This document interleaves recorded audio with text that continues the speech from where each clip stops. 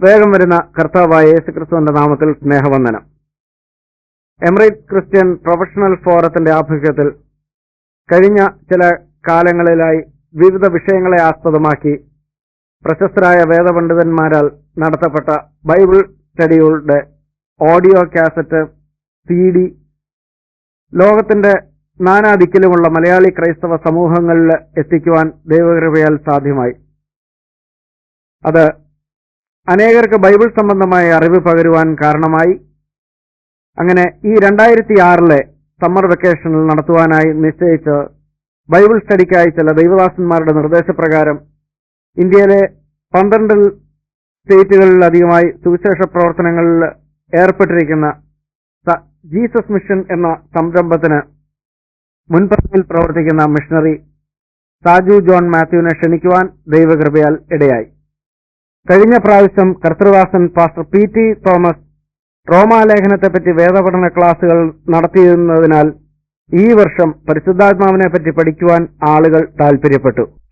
Holy spirit ഇന്ന് പല വ്യക്തികൾക്കും കൂടി നിൽക്കുന്ന സഭകൾക്കുമെല്ലാം ഭാഗികമായ ധാരണയും അനേക ആളുകൾക്ക് തെറ്റിദ്ധാരണയും ഒക്കെ ഉണ്ടായിരിക്കുന്ന ഈ കാലത്ത് ദൈവവചനം എന്തു പറയുന്നു, അല്ലെങ്കിൽ മുൻകാലങ്ങളിൽ പ്രാരംഭ നൂറ്റാണ്ടിലെ സഭ ദൈവാത്മാവ് എങ്ങനെ വ്യക്തികളിൽ, സമൂഹങ്ങളിൽ, രാജ്യങ്ങളിൽ ക്രിയ ചെയ്തു, അങ്ങനെയെങ്കിൽ നാം എന്ത് ചെയ്യണം ഇത്യാദി വിഷയങ്ങളെ ആസ്പദമാക്കിയും ദൈവദാസൻ നമ്മളോട് സംസാരിക്കുന്നതായിരിക്കും. പ്രത്യേകിച്ച് ഫിലിപ്പങ്ങൾ പറഞ്ഞതിന്റെ വെളിച്ചത്തിൽ ദൈവാത്മാവിനാൽ നടത്തപ്പെട്ടു എന്നുള്ള കാരണത്താൽ താന് ഒരു ജേർണലിസം കഴിഞ്ഞ വ്യക്തിയാണ്.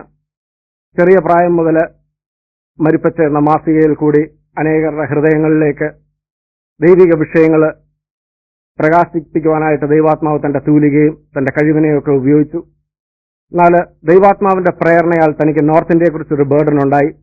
താൻ നോർത്ത് ഇന്ത്യയിലേക്കൊക്കെ പോവുകയും തന്നോടൊപ്പം ഒരു 70 പരം വളരെ ക്വാളിഫൈഡ് ആയിട്ടുള്ള സമൂഹത്തിലെ നിലയും വിലയും ഒക്കെ ഉണ്ടായിരുന്നവർ ദൈവരാജ്യത്തിന്റെ വ്യാപ്തിക്ക് വേണ്ടി തങ്ങളുടെ ജീവിതം ഒഴിഞ്ഞുവെക്കുകയും അങ്ങനെ അവര് ഏകദേശം 12 പരം സ്റ്റേറ്റുകളിൽ പ്രവർത്തിക്കുന്നതായിട്ടുള്ള കാര്യങ്ങളൊക്കെ അറിയുവാനായിട്ടിടയായി.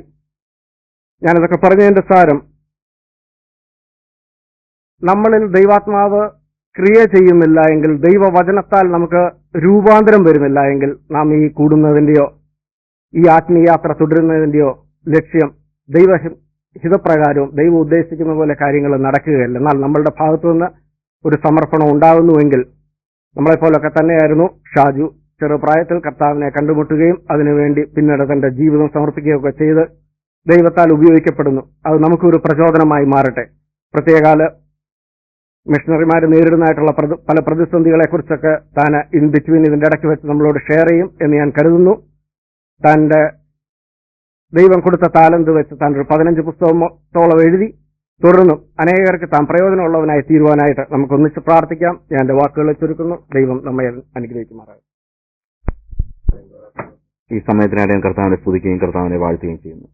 തീർച്ചയായും ഇത് ഒരു വളരെ അനുഗ്രഹിക്കപ്പെട്ട സമയമാണെന്ന് ഞാൻ വിശ്വസിക്കുന്നു. നിങ്ങളും അങ്ങനെ തന്നെ വിശ്വസിക്കുന്നുവെന്ന് ഞാൻ ഉറച്ചിരിക്കുന്നു.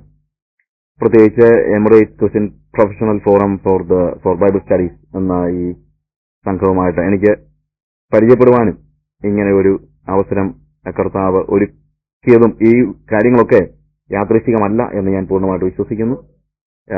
പ്രത്യേകിച്ച് ദൈവവചനം പഠിക്കുവാൻ ഈ കാലയളവിൽ ഈ ഫോറം കാണിക്കുന്ന താല്പര്യത്തെ ഇത്രയും ആളുകൾ സന്തോഷത്തോടുകൂടെ ഇവിടെ കടന്നു വന്നത് ഓർത്തും ഞാൻ കർത്താവിന് സ്തോത്രം ചെയ്യുന്നു. ഈ 16 ദിവസങ്ങൾ നീണ്ടു നിൽക്കുന്ന നമ്മളുടെ ഈ ബൈബിൾ സ്റ്റഡി, അത് തിരഞ്ഞെടുത്തിരിക്കുന്ന വിഷയം നിങ്ങൾക്കറിയാവുന്നതുപോലെ പരിശുദ്ധാത്മാവ് എന്ന വിഷയമാണ്. പരിശുദ്ധാത്മാവിനെ കുറിച്ച് ഇക്കാലത്ത് വളരെയേറെ നമ്മൾ കേൾക്കുന്നുണ്ട്. ഒരുപക്ഷെ ഈ 20 നൂറ്റാണ്ടുകളിൽ നമ്മൾ പരിശുദ്ധാത്മാവിനെ കുറിച്ച് കേട്ടതിന്റെ അത്രയും ഈ 21ാം നൂറ്റാണ്ടിൽ നമ്മൾ അതിനേക്കാൾ ശക്തമായിട്ട് ഈ നൂറ്റാണ്ടിൽ നമ്മൾ കേൾക്കുന്നുണ്ട് എന്നാണ് എന്റെ ചിന്ത. 1950കളുടെ ആരംഭത്തിൽ നമുക്കെല്ലാം അറിയാവുന്ന സുപ്രസിദ്ധ സുവിശേഷകനായ ബില്ലി ഗ്രഹാം അക്കാലത്ത് ഏറ്റവും അറിയപ്പെട്ടിരുന്ന ഒരു തിയോളജിയനായിരുന്നു, ദൈവശാസ്ത്രജ്ഞനായിരുന്ന കാൾ ബാർത്തിനോട് ചോദിച്ചു, നെക്സ്റ്റ് 50 ഇയേഴ്സിൽ ഏറ്റവും കൂടുതൽ ചർച്ച ചെയ്യപ്പെടുന്നതായ ദൈവശാസ്ത്ര വിഷയം ഉണ്ടായിരിക്കും. കാൽബാർത്ത് നിയോ ഓർത്തഡോക്സിയുടെ അല്ലെങ്കിൽ ഈ ലിബറൽ ദൈവശാസ്ത്രം ഒത്തിരി സഭയുടെ അടിവേരല്ലോ അടിസ്ഥാനം തോണ്ടിക്കളയുമെന്നൊക്കെ ഇങ്ങനെ പേടിച്ചിരിക്കുന്ന സമയത്താണ് വാസ്തവത്തിൽ കാൽബാർത്ത് ഒരു ദൈവശാസ്ത്രജ്ഞനായിട്ട് എഴുന്നേറ്റ് വന്ന് നിയോ ഓർത്തഡോക്സി പ്രൊജക്ട് ചെയ്യുന്നത്. അദ്ദേഹം പറഞ്ഞ് നെക്സ്റ്റ് 50 ഇയറിലെ ഏറ്റവും പ്രധാനപ്പെട്ട ദൈവിക അല്ലെങ്കിൽ ദൈവശാസ്ത്ര വിഷയം എന്ന് പറയുന്നത് പരിശുദ്ധാത്മാവായിരിക്കും. നമുക്കറിയാം 1950 to 2000 അല്ലെ 2000 വരെയുള്ള 50 വർഷങ്ങൾ ഓൾമോസ്റ്റ് പരിശുദ്ധാത്മാവിന്റെ ഒരു അർത്ഥശതകം എന്ന് പറയത്തക്ക പോലെ അത്രയ്ക്കും ശക്തമായിട്ട് ആത്മാവിനെ കുറിച്ചുള്ള അല്ലെങ്കിൽ ആത്മാവിന്റെ ആത്മാവിന്റെ പ്രവർത്തനവും ആത്മാവിന്റെ അനുഭവങ്ങളും പ്രകടമായി നമ്മൾ കണ്ട കാലഘട്ടമാണ്. പെന്തക്കോസ്ത് ഉണർവ് ഈ നൂറ്റാണ്ടിന്റെ ആദ്യത്തിൽ തന്നെ അല്ലെങ്കിൽ കഴിഞ്ഞ നൂറ്റാണ്ടിന്റെ ആദ്യത്തിൽ തന്നെ വളരെ ശക്തമായിട്ട് വന്നെങ്കിലും 1950s ശേഷം ഉണ്ടായ ഒരു പ്രത്യേകത കാരിസ്മാറ്റിക് മൊമെന്റുകൾ മറ്റുള്ള പരിശുദ്ധാത്മ പ്രവർത്തനം എന്ന് പറയുന്നത് പെന്തക്കോസ്തുകാരുടെ ഒരു കുത്തക എന്നത് മാറി എല്ലാ സഭകളും ഒന്നുപോലെ പരിശുദ്ധാത്മാവിനെ കുറിച്ച് ചിന്തിക്കാനും പറയാനും സംസാരിക്കാനും പരിശുദ്ധാത്മാവിന്റെ പ്രവർത്തനങ്ങൾക്ക് പ്രാധാന്യം കൊടുക്കുന്നത് ഒക്കെ കാണാനായിട്ട് നമുക്ക് കഴിഞ്ഞു എന്നുള്ളതാണ് നമുക്കറിയാൻ കഴിയുന്നത്. എന്നാൽ പരിശുദ്ധാത്മാവിന്റെ പ്രവർത്തനം ഇത്രയും ശക്തമായിട്ട് വ്യാപിച്ചുവെങ്കിലും പരിശുദ്ധാത്മാവിനെ കുറിച്ച് വേണ്ടത്ര പഠനങ്ങൾ അല്ലെങ്കിൽ പഠനങ്ങൾ നടന്നു എന്ന് പറയാൻ പറ്റുമോ എന്ന് എനിക്ക് സംശയമുണ്ട്. ഒരു പക്ഷേ തിയോളജിക്കൽ സർക്കിളിൽ സെമിനാരികളിലും മറ്റുള്ള സ്ഥലങ്ങളിലുമൊക്കെ പരിശുദ്ധാത്മാവിനെ കുറിച്ചുള്ള ഒത്തിരി പഠനങ്ങൾ നടന്നിട്ടുണ്ട്. ന്യൂമറ്റോളജി വളരെ ശക്തമായിട്ട് ഒരു പ്രധാന ശാഖയായിട്ട് പെന്തക്കോസ്തുകാർ മാത്രമല്ല എല്ലാ ദൈവശാസ്ത്ര സെമിനാരികളിലും അതിനെക്കുറിച്ചുള്ള വ്യക്തമായ പഠനങ്ങൾ നടന്നിട്ടുണ്ട്. പക്ഷേ ഞാൻ പറഞ്ഞത് സാധാരണക്കാരായ ആളുകൾക്ക് പരിശുദ്ധാത്മാവിനെ കുറിച്ച് വേണ്ടത്ര ഒരു അറിവ് എന്ന് പറയുന്നതിനേക്കാൾ ഉപരി ഒരു കൃത്യമായ ഒരു ധാരണ പലപ്പോഴും ഇല്ല എന്ന് പറയുന്നതിനകത്ത് ഞാൻ അതിനെ മടിക്കുന്നില്ല. പരിശുദ്ധാത്മാവിനെ നമ്മൾ അനുഭവിക്കുമ്പോഴും ശരിക്കും പരിശുദ്ധാത്മാവിനെ കുറിച്ചുള്ള ഒരു ബോധ്യം അല്ലെങ്കിൽ ഉണ്ടോ എന്നുള്ള കാര്യത്തെക്കുറിച്ച് എനിക്ക് സംശയമുണ്ട്. ഒരു പരിധിവരെ ഒരു ലെസ് അണ്ടർസ്റ്റുഡ് സബ്ജക്റ്റ് ആയിട്ടാണ് പരിശുദ്ധാത്മാവ് എന്നുള്ളത് ഇന്നും ഇരിക്കുന്നത്. കാര്യം ഒരു ബൈബിൾ ക്ലാസ് നമ്മൾ നടത്തുകയാണെങ്കിൽ നമുക്ക് ഒത്തിരി വേറെ വിഷയങ്ങളൊക്കെ ഉണ്ടല്ലേ. പരിശുദ്ധാത്മാവിനെ കുറിച്ചുള്ള ഏതെങ്കിലും കാര്യങ്ങൾ പറയുന്നതിനേക്കാൾ കൂടുതൽ നമുക്ക് ഇഷ്ടമുള്ള ഒത്തിരി സബ്ജക്ട്സ് ഉണ്ട്. അതുകൊണ്ട് തന്നെ ഈ അടുത്ത സമയത്ത് എവിടെയെങ്കിലും പരിശുദ്ധാത്മാവ് എന്ന വിഷയത്തെക്കുറിച്ചുള്ള ഒരു പ്രത്യേക ബൈബിൾ സ്റ്റഡി നടന്നതായിട്ട് ഞാൻ അടുത്ത സമയത്തൊന്നും കേട്ടില്ല. ഒരു പക്ഷേ സെമിനാരികളിലും മറ്റുള്ള സ്ഥലങ്ങളൊക്കെ നടക്കും. ഞാൻ പറഞ്ഞത് സാധാരണക്കാരായ ആളുകൾ. ഇതിപ്പം നമ്മൾ ഈ ക്ലാസ് എടുക്കുന്നത് ന്യൂമറ്റോളജി എന്ന് പറയുന്ന വലിയ ഒരു ദൈവശാസ്ത്ര ശാഖ വാസ്തവത്തിനുണ്ട് പരിശുദ്ധാത്മാവിനെ കുറിച്ചുള്ള പഠനം. എന്നാൽ ഇവിടെ പരിശുദ്ധാത്മാവിനെ പറ്റിയുള്ള ഒരു 112 കൂട്ടം കാര്യങ്ങൾ നമ്മൾ പഠിക്കാനായിട്ടല്ല ഇവിടെ വന്നിരിക്കുന്നത്. എന്നാൽ പരിശുദ്ധാത്മാവിനെ നമ്മൾ ബുദ്ധിപരമായിട്ട് മനസ്സിലാക്കുന്നതിനേക്കാൾ ഉപരി പരിശുദ്ധാത്മാവിനെ നമ്മൾ ഉൾക്കൊള്ളുന്നതിന് വേണ്ടി പരിശുദ്ധാത്മാവിനെ നമ്മൾ അറിഞ്ഞുകൊണ്ട്, അല്ലാതെ ഞാൻ പറയുന്നത് നമ്മളൊക്കെ പലപ്പോഴും പല ആളുകളും ആത്മനിറവുള്ളവരും ഇല്ലെന്നൊന്നും ഞാൻ പറയുന്നില്ല. എന്നാൽ പരിശുദ്ധാത്മാവ് നമുക്കൊരു അനുഭവം ശരിക്കും അജ്ഞതയിലുള്ള അറിവല്ല, വെളിപ്പാടിലുള്ള ഒരു അറിവ് നമുക്ക് ഉണ്ടാകുന്നതിന് വേണ്ടി ഈ ക്ലാസുകൾ ഉപയുക്തമാകണമെന്നാണ് എനിക്ക് ആഗ്രഹം. ബുദ്ധിപരമായി എത്ര കാര്യങ്ങൾ പഠിച്ചാലും ഒരുപക്ഷെ പരിശുദ്ധാത്മാവ് നമുക്ക് അപ്രാപ്യനായി തന്നെ ഇരുന്നേക്കാം. എന്നാൽ അതല്ല, പരിശുദ്ധാത്മാവിനോട് ചേർന്ന് പരിശുദ്ധാത്മാവിന്റെ ആ സാന്നിധ്യം നമ്മൾ അനുഭവിച്ചുകൊണ്ട് ആണ് ഈ ക്ലാസ്സുകളിലായിരിക്കേണ്ടത് എന്ന് ഞാൻ ഓർപ്പിക്കട്ടെ. ദൈവശാസ്ത്രപരമായ കാര്യങ്ങളൊന്നും പറയത്തില്ലെന്നൊന്നുമല്ല, എന്നാൽ അത് ഇടയ്ക്കിടെ പറയുന്നതായിരിക്കും നല്ലതെന്ന് എനിക്ക് ചിന്തിക്കുന്നു. അല്ലെങ്കിൽ കണ്ടിന്യൂസ് ആയിട്ട് ദൈവശാസ്ത്രപരമായ കാര്യങ്ങൾ ഒരു ബൈബിൾ കോളേജിൽ ക്ലാസ് എടുക്കുന്നത് പോലെ നമ്മൾ പറഞ്ഞു കഴിഞ്ഞാൽ ഐ ഡോണ്ട് തിങ്ക് നെക്സ്റ്റ് മീറ്റിംഗിലൂടെ ആളുണ്ടാകുമെന്ന് എനിക്ക് തോന്നുന്നില്ല. അത് നമുക്ക് പ്രയാസമുള്ള കാര്യമായിരിക്കാം. എന്നാൽ നമ്മളുടെ ഇവിടുത്തെ ക്ലാസിന്റെ ലക്ഷ്യം ആത്മാവ് നമ്മുടെ ജീവിതത്തിന്റെ ഭാഗമാകുന്നതാണ്. ആത്മാവ് നമ്മുടെ ജീവിതത്തിന്റെ ഭാഗമാകുന്നതാണ്. നമ്മുടെ അനുദിന ജീവിതത്തിൽ ആത്മാവിന്റെ പ്രവർത്തനം അനുഭവിച്ചറിയാനായിട്ട്, ആത്മാവ് നമ്മുടെ ഏറ്റവും അടുത്തൊരു യാഥാർത്ഥ്യമായി തീരാനായിട്ടാണ് ഈ പഠനം. അല്ലാതെ ആത്മാവിനെ മാറ്റി നിർത്തി ആത്മാവിനെ കുറിച്ച് ചില കാര്യങ്ങൾ പഠിക്കാനല്ല, ആത്മാവ് നമ്മുടെ ജീവിതത്തിന്റെ ഭാഗമാകുന്നതിന് വേണ്ടിയാണ് നമ്മൾ ഈ ക്ലാസ്സുകൾ നടത്തുന്നത്. അതുകൊണ്ട് ആത്മാവ് തന്നെ നമുക്ക് വെളിപ്പെടുത്തുന്നതിനെ തിരിച്ചറിയാൻ നമുക്ക് കഴിയണം. ആത്മാവിനെ കുറിച്ച് പഠിക്കുകയാണെങ്കിൽ നമുക്ക് പുസ്തകങ്ങളിൽ നിന്ന് കൂടുതൽ മനസ്സിലാക്കാൻ കഴിഞ്ഞേക്കാം. എന്നാൽ നമ്മളിവിടെ പഠിക്കുന്നത് എന്താണ്? ആത്മാവിനെയാണ് പഠിക്കുക. അല്ലെങ്കിൽ പരിശുദ്ധാത്മാവിനെ നമ്മുടെ ഭാഗമാക്കാനാണെങ്കിൽ ആത്മാവ് തന്നെ വെളിപ്പെടുത്തണം. അല്ലെങ്കിൽ നമുക്കത് ഗ്രഹിക്കാനായിട്ട് കഴിയുമെന്ന് ഞാൻ ചിന്തിക്കുന്നില്ല. അതുകൊണ്ട് നമ്മള് ബുദ്ധിയിൽ മാത്രമല്ല ആത്മാവിലും പരിശുദ്ധാത്മാവിനെ അറിയുവാൻ തക്കവണ്ണം ഈ ക്ലാസ്സുകൾ ഇടയാകണം.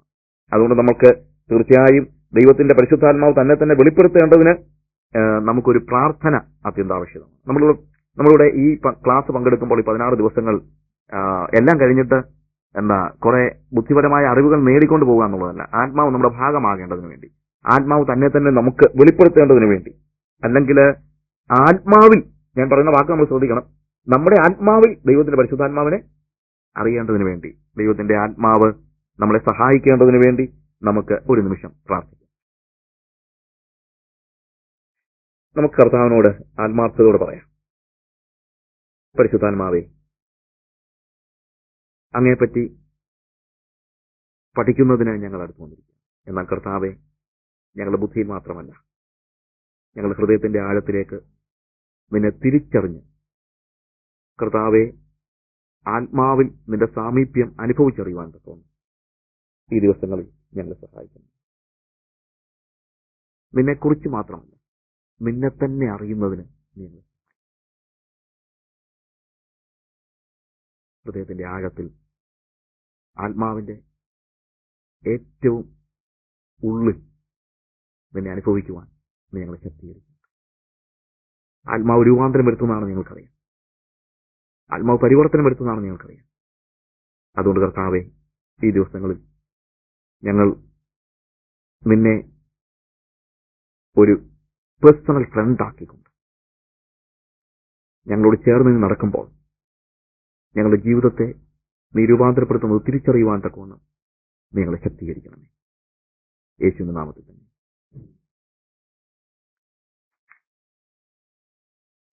ദൈവം തന്നെ വെളിപ്പെടുത്താൻ, നമുക്ക് വെളിപ്പെടുത്താൻ അത് ഇഷ്ടപ്പെടുന്ന ആളാണ്. അല്ലാതെ ഏതെങ്കിലും നിലയിൽ താൻ അപ്രാപ്യനായിരിക്കണമെന്ന് ദൈവം ആഗ്രഹിക്കുന്നില്ല. അതായത് എന്നെ ആരും അറിയണ്ട, ഞാൻ ആർക്കും എന്നെ തന്നെ വെളിപ്പെടുത്തത്തില്ല എന്ന് പറയുന്ന ഒരു വ്യക്തിയല്ല ദൈവം. ദൈവം എപ്പോഴും തന്നെ വെളിപ്പെടുത്താൻ ആഗ്രഹിക്കുന്നുണ്ട്. അത് ക്രിസ്ത്യാനികൾക്ക് മാത്രമല്ല.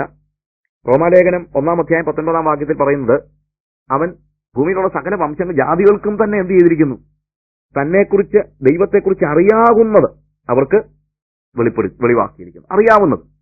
അറിയാവുന്നത് എന്ന് പറയുമ്പോൾ what can be known about God, അവർക്ക് അറിയാൻ കഴിയുന്നത്. അറിയാവുന്നത് പറയുമ്പോഴത്തേക്ക് അവർക്ക് അറിയാൻ കഴിയുന്നത്, കാര്യം മാറി നിന്നുള്ള അറിവ് എപ്പോഴും ഒരു പരിധി വരെ മാത്രമേ കഴിയത്തുള്ളൂ. അതിന് അറിയാവുന്നതെന്ന് പറയുമ്പോൾ ആ പരിമിതി മനുഷ്യന്റെ പരിമിതിയാണ്, ദൈവത്തിന്റെ പരിമിതിയല്ല. ദൈവം അറിയിക്കത്തില്ല എന്ന് പറയുന്നത് കൊണ്ടല്ല, മനുഷ്യന്റെ പരിമിതിക്കകത്ത് നിന്നുകൊണ്ട് ദൈവത്തെക്കുറിച്ച് അറിയാവുന്ന കാര്യങ്ങൾ ചരിത്രത്തിലും അല്ലെങ്കിൽ അവരുടെ പ്രകൃതിയിലും ഒക്കെ ആയിട്ട് ദൈവം അറിയിക്കുന്നുണ്ട്. എന്നാൽ അതുകൊണ്ട് ദൈവത്തെ എല്ലാ രീതിയിലും മനുഷ്യൻ അറിയാൻ കഴിയുമെന്ന് അർത്ഥമില്ല. നമ്മളുടെ പരിമിതി ഒരു വലിയൊരു വിഷയമാണ്. ഒരു ഉദാഹരണം പറഞ്ഞു കഴിഞ്ഞാൽ, 3 വയസ്സുള്ള ഒരു കുഞ്ഞ് എന്റെ അടുത്ത് ചോദിക്കുകയാണ്, എന്റെ കുഞ്ഞ് 3 വയസ്സുള്ളപ്പോൾ എന്നോട് ചോദിക്കാമെന്ന് ചോദിച്ചു, അപ്പേ ഈ വിമാനം എന്തായി ആകാശത്തൂടെ പോകുമ്പോഴത്തേക്ക് താഴോട്ട് വീഴാത്തെ? ഞാനാണെങ്കിൽ നല്ലൊരു കല്ല് എറിഞ്ഞിട്ട് ഒരു മുകളിലോട്ട് എറിഞ്ഞിട്ട് എന്ത് ചെയ്തു, അത് പെട്ടെന്ന് താഴോട്ടേക്ക് പോകുന്നു. പക്ഷെ അതുകൊണ്ട് വിമാനം ഇങ്ങനെ ഇത്രയും ദൂരത്തിൽ പറന്നു പോയിട്ടും താഴോട്ട് വീഴുന്നില്ല. അതിന്റെ കാര്യം എന്നാന്ന് ചോദിച്ചു കഴിഞ്ഞാൽ, എന്തുകൊണ്ടാണെന്നുള്ളതിന്റെ ഫിസിക്സ് ഒക്കെ എനിക്കറിയാം. പക്ഷെ 3 വയസ്സുള്ള കൊച്ചിനോട് വിമാനം എന്തുകൊണ്ട് താഴെ വീഴുന്നില്ല എന്നുള്ള ഫിസിക്സ് പറഞ്ഞു കൊടുത്താൽ അതിന് മനസ്സിലാവൂ? ഇല്ല. അപ്പോൾ ഒരു ഉത്തരമില്ലാഞ്ഞിട്ടല്ല, എന്നാൽ സ്വീകരിക്കാൻ തക്കവണ്ണമുള്ള കഴിവ് ആ കുഞ്ഞിനില്ലാത്തത് കൊണ്ടാണ് ആ കുഞ്ഞിനത് മനസ്സിലാക്കാൻ കഴിയാത്തത്. എന്നതുപോലെ ദൈവത്തെക്കുറിച്ച് സ്വാഭാവിക മനുഷ്യന് അറിയാവുന്ന കാര്യങ്ങൾ പ്രകൃതിയിലൂടെ ദൈവം വെളിപ്പെടുത്തി കൊടുത്തിട്ടുണ്ട്. റോമാലേഖനം 1-ാം അധ്യായം 19-20 വാക്യങ്ങളിൽ അത് കൃത്യമായിട്ട് പറയുന്നുണ്ട്. For what can be known about God is plain to them. ദൈവത്തെക്കുറിച്ച് അറിയാവുന്നതൊക്കെ അവർക്ക് വളരെ വളരെ പ്ലെയിൻ ആയിട്ട്, അല്ലാതെ അങ്ങ് വളച്ചൊടിച്ചു വെച്ചിരിക്കുകയല്ല, വളരെ പ്ലെയിൻ ആയിട്ട് മനസ്സിലാക്കി കൊടുത്തിരിക്കുന്നു. Because God has shown it to them ever since the creation of this world his invisible nature